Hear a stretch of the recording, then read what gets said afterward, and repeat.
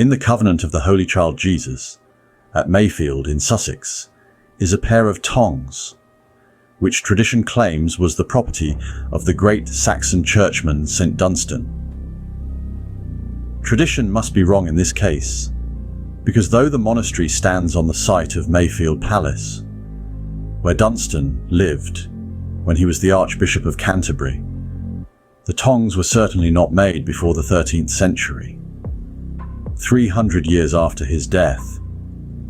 But tradition and history are in agreement on St. Dunstan's faultless piety, and the stories that are told with the devil may be allegories of his conversion to Christianity. For before he was converted by St. Alphege, it was widely rumoured that he had occult powers and dabbled in black magic.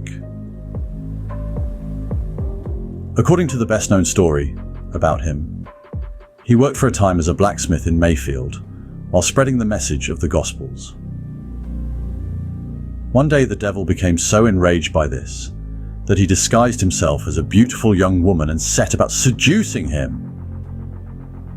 Dunstan did not even look up, but kept on with his work as the devil minced around the room until his skirt rode up and revealed his hooves.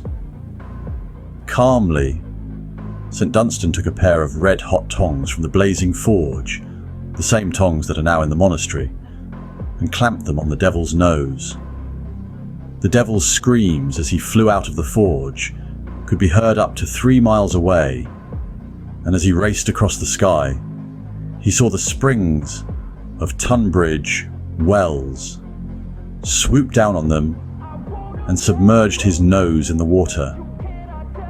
To this day, the water from the springs is still red and tastes of sulphur.